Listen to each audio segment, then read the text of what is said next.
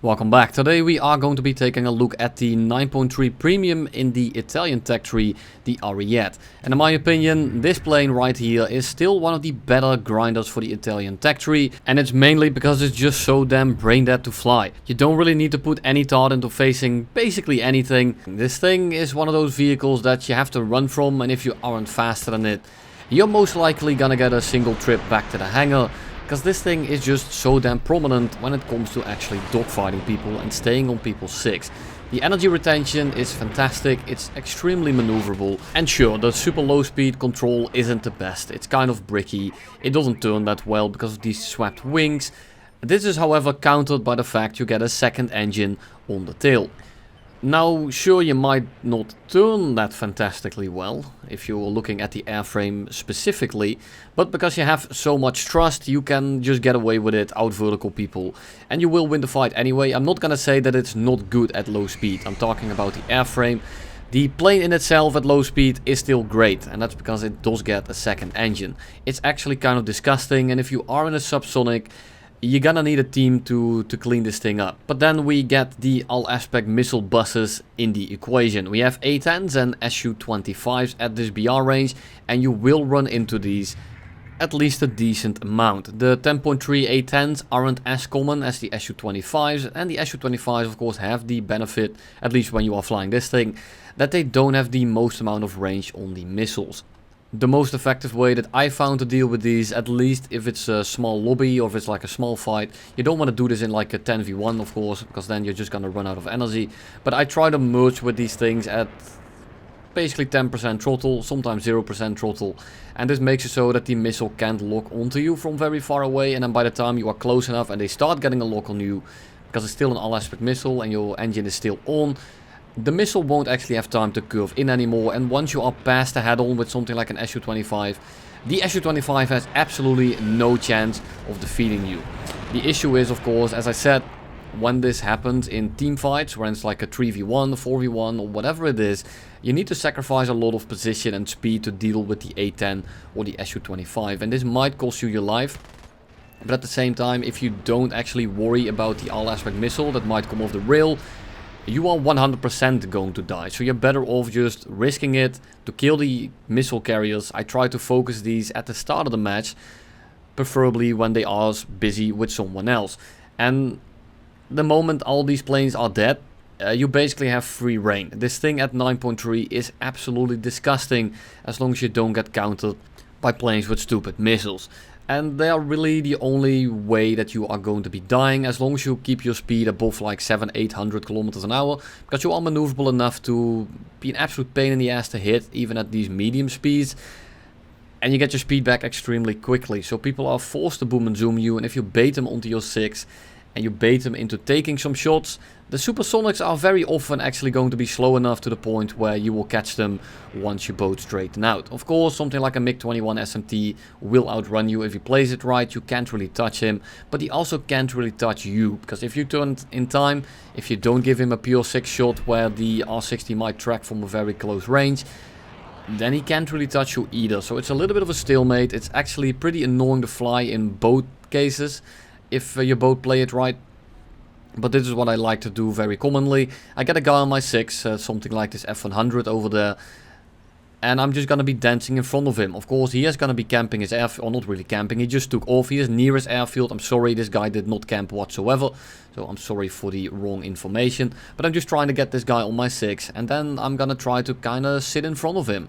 I'm gonna make him turn slightly vertical to make him lose the most amount of speed possible, but then just gonna dance in front of his guns, and we are gonna pull back into his gun. Now you see, people do this very often with planes that aren't more maneuverable, and then you will just get yourself killed. However, if you are more maneuverable, you can just kind of do a half loop and then cut back inside of his. Now we get an easy shot, take his wing off, he goes into a flat spin, and he goes back to the hangar. And just like that, 15-minute game, 5 kills and a win. Absolute easy money. Don't be fooled by the amount of RP that I got, because I'm researching a rank 8 in my rank 6 premium. So here we are with a damage engine, and the front engine is the most powerful one, so I'm just gonna send it in, get some kills, I am not sure how I missed that. I rewatched it like 4 times. I'm pretty sure I just shot through him or like around him. I don't really know. Luckily he turns back in. We get an easy shot. F-35 also pulls in front of us and we get a second easy shot. Nice little double kill and we are going to be going back to the runway. This time we actually take off and repair. And we are going to go straight back into the middle of the map. We have an F-84F on the right side and a J-29 on our front. And neither of these planes can realistically do anything as long as I don't mess it up. They can boom and zoom me. They can play this absolutely picture perfect. And as long as I don't make basically suicidal mistakes, I can still make mistakes. That's the funny part. I can still be an absolute tool and just kind of full send after both of them. And I'm going to be fine. J-29 gets kind of sniped. Then we go for the F-84F. We go head on, we miss our shots, and we kind of just loop on over him. And I'm not gonna pretend like this is a hard fight. I'm not gonna pretend like I'm outplaying these guys. I'm just showing you how helpless it is when you are facing this vehicle. Of course, they weren't going particularly quick, and they were in a decently low energy state. And the F-84... Okay, that was just bad aim. But the F-84F, it struggles versus basically anything. Right now he's so damn slow and so damaged that I can't actually get behind him. So I'm just gonna kind of go up. And instead of instantly chasing him, I'm gonna kind of break off. Get a little bit of separation so I can then pull back into him. But I notice that he's just scraping the ground. He's about to crash. So I'm not gonna risk the shot. And then potentially fly into the ground myself. It's a massive hill if I do say so myself. F-100 flies on over us. So I'm gonna try to cut him off because he's gonna be way too fast to really deal with. We get about 700 meters, but he's so much faster than us. I misjudged his speed a little bit, and I kind of bomb my shots. And then the MiG-17 appears behind us. Now, I think to myself, well, that's going to be great. We are both not going that fantastically quick. So let's see if I can have a little bit of a dogfight on our hand. So I'm going to go underneath him to let him dive on us. Make him pick up a little bit of speed. Make sure that he compresses. And then we can basically one-turn him. The issue is...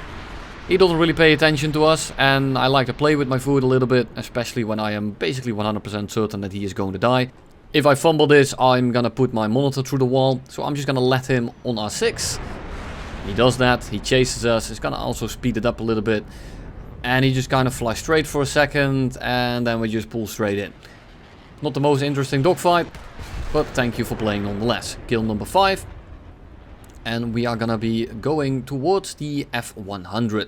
And the F-100 is now going head on with the C-Vixen. And I'm kind of expecting the F-100 to be full sending it. But the C-Vixen actually dodges it. F-100 then goes for us. We shoot him in the head on. We get a crit.